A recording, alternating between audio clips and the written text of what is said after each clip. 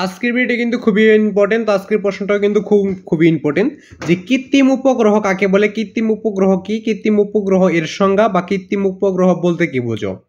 তো অনেকেই মনে একটা প্রশ্ন থাকতে পারে, সেটা হলো যে আপনি উত্তরগুলো কোথায় পাচ্ছেন। তো আমরা যেভাবে শিখছি ওইভাবে কিন্তু তোমাদের মাঝে উপস্থাপন করি।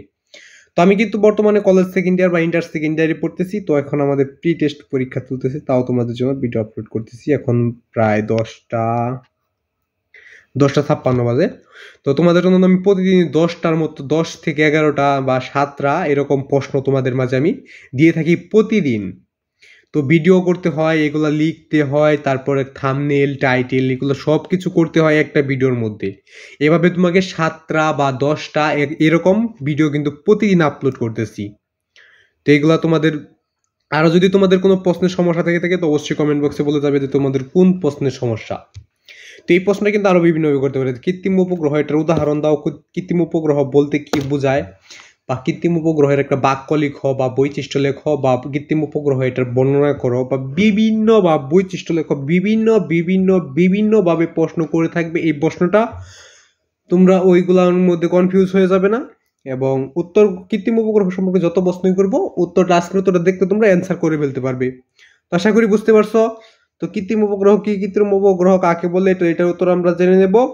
এবং আজকে আমাদের প্রশ্ন নাম্বার হচ্ছে যে 240 নাম্বার প্রশ্ন।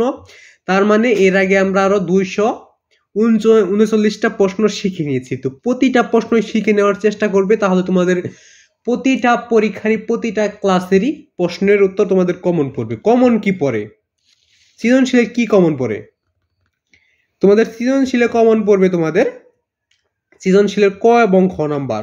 ছোট গ বড় গ কখনোই কমন পড়বে না, ওটা কমন পড়ার মতো প্রশ্ন না, ওটা কমন পড়বেও না। কারণ হইল কি, সৃজনশীলের ছোট গ বড় গ কখনোই প্রশ্ন তৈরি করতে পারে না উদ্দীপক ছাড়া। উদ্দীপক ছাড়া কখনোই প্রশ্ন হবে না ছোট গ সৃজনশীলের ছোট গ বড় গ। আর উদ্দীপকটা হবে নতুন, যে উদ্দীপকটা এখনো পর্যন্ত জন্ম নেয়নি সেটা তোমার পরীক্ষার নতুন জন্ম নেবে। তার মানে তোমার নিজেকে তৈরি করতে হবে একটা নতুন উত্তর, নতুন ধারণা থাকতে হবে সৃজনশীল সম্পর্কে। সৃজনশীল অর্থ অনেকেই জানো না। সৃজনশীল অর্থ হলো নতুন কিছু সৃষ্টি করা, নতুন কিছু তৈরি করা, নতুন কিছু বানানো, নতুন কিছু করা, নতুন কিছু আবিষ্কার করা। উপরে তোমাদের উদ্দীপকটা এমন ভাবে তৈরি করে যে স্যার ওই প্রশ্নটা বানাইছে সে নিজের মতো করে তৈরি করে। তো আশা করি বুঝতে পারছো। তো কৃত্রিম উপগ্রহ কি, কৃত্রিম উপগ্রহ কাকে বলে, তো উত্তরটা নিচে রয়েছে, উত্তরটা দেখে নেওয়া যাক। তো চ্যানেল নতুন হয়ে থাকলে চ্যানেলটা কিন্তু অবশ্যই সাবস্ক্রাইব করে নেবে।